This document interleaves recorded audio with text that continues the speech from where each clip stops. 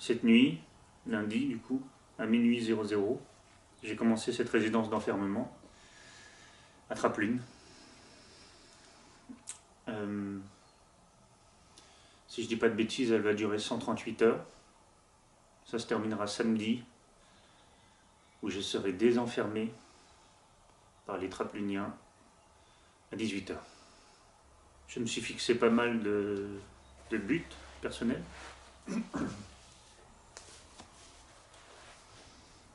Et pas tant que ça, finalement.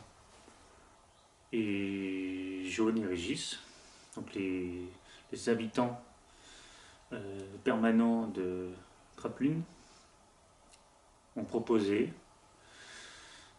plusieurs protocoles pour cette performance. Résidence performative. Et donc dans ces protocoles, il y avait au moins 2 fois par jour prendre une photo avec à peu près le même cadrage pour voir l'évolution de cette habitation, de cette installation, de la façon dont ça va évoluer au fur et à mesure de mes besoins, au fur et à mesure des journées. Et comme autre proposition, c'était de faire au moins une fois par jour une confidence face caméra d'au moins 3 minutes.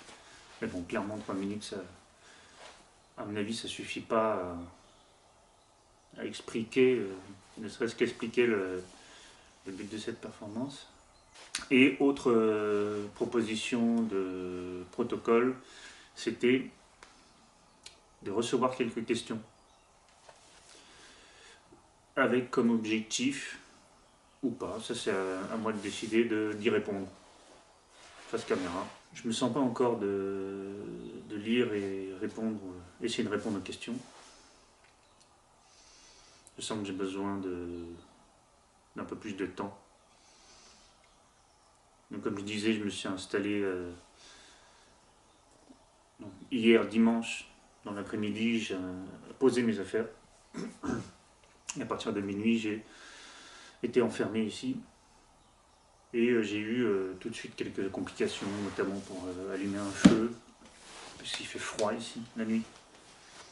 On n'est que en fin mars, début avril, donc il fait encore froid.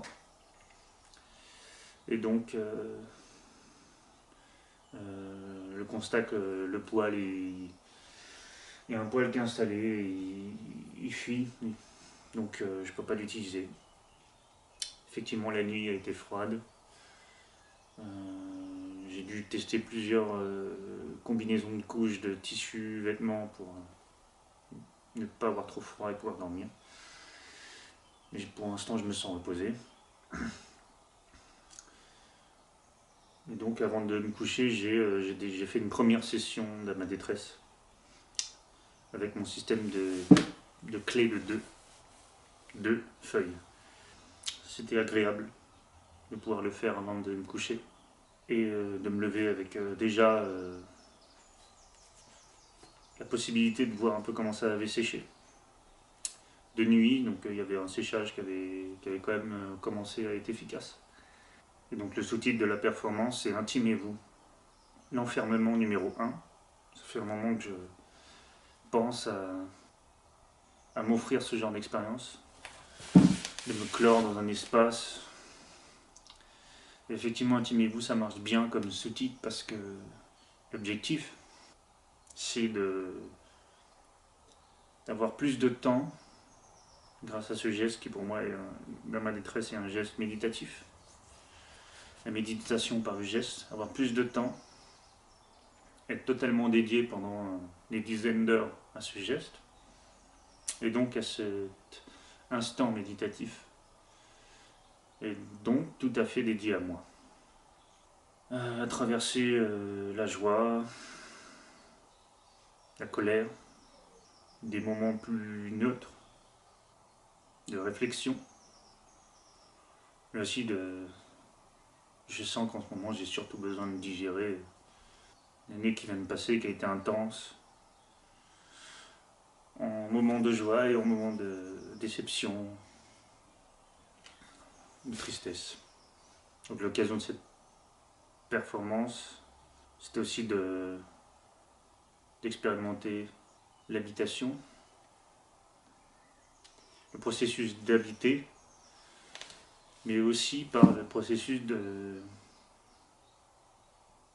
se vêtir d'habits donc conçus, confectionnés par Jaune, qui change mes habitudes. Normalement, quand je fais ma détresse, je suis habillé de manière tout à fait standard, jean, t-shirt, plusieurs couches de pull parce que c'est toujours dans des endroits un peu froids et humides. Et donc là, Jaune a préparé une tenue en 3 couches.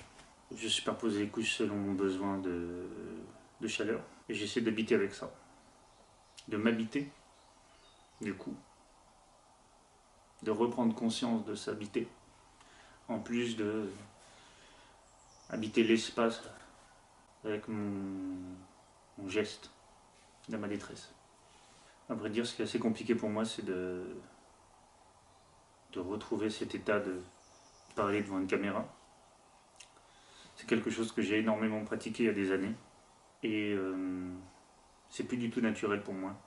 Je sais pas si je dois m'adresser à des gens qui pourraient voir la vidéo ou si je dois profiter de cette caméra pour m'adresser à moi. J'ai l'impression que j'ai perdu l'habitude de me parler à moi-même, étrangement.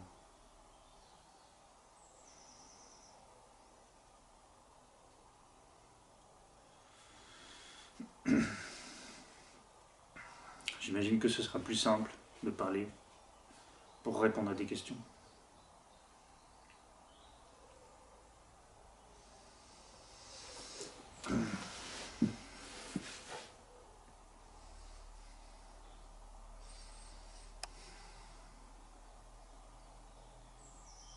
La personne que j'étais, qui à l'époque faisait beaucoup de vlogs, de vidéos pour parler un peu de son quotidien de musicien autoproduit. C'est marrant parce que ça me paraît tellement lointain que je parle comme si c'était quelqu'un d'autre. Et c'était moi. Et en même temps, c'est plus moi du tout. Dans un sens, j'avais développé une confiance en moi, que j'ai plus. Et c'est dur de refaire ce processus parce que y a une partie de moi qui est persuadée que ça n'a pas beaucoup d'intérêt, ce que je vais raconter, que les gens s'en fichent.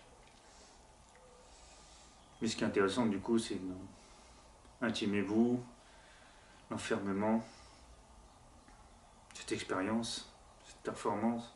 Ce qui est intéressant du coup, c'est de se redonner la voix, re-exprimer à voix haute, exister aussi par la voix. Il y a plein de façons d'exister, plein de façons d'être, d'accord, et exister dans la matière, le geste,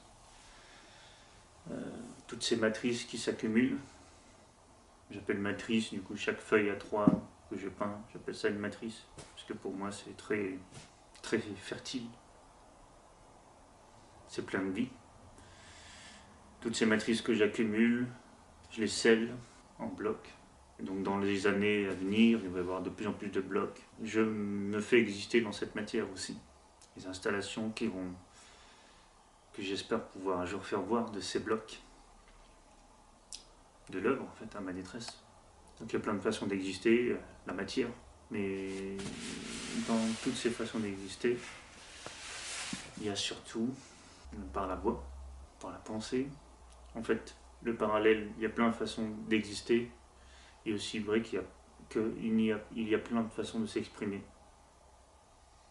Donc je pense qu'on existe par l'expression ou par un mouvement, un élan, un désir, une direction. Tout ça, ça fait exister. Du coup, je peux pas allumer le poêle. Comme j'ai peu de chauffage, le séchage des feuilles va être plus long. J'imagine avoir plus de temps pour lire, écrire, et profiter de ce temps aussi pour peut-être faire plus de confidences. En fait, ce qui m'intéresse pas mal dans tout ça, c'est éventuellement voir l'évolution entre les confidences du lundi, aujourd'hui, jour 1, et les confidences de jour 6, samedi, que je pourrais essayer de faire en début d'après-midi. Après, Il y a la problématique que j'ai pas l'heure. Donc là, j'estime il doit être 13h30, 14h, mais j'en ai aucune idée en réalité. Donc samedi, j'essaierai de aussi me mettre dans ce rôle de vidéaste.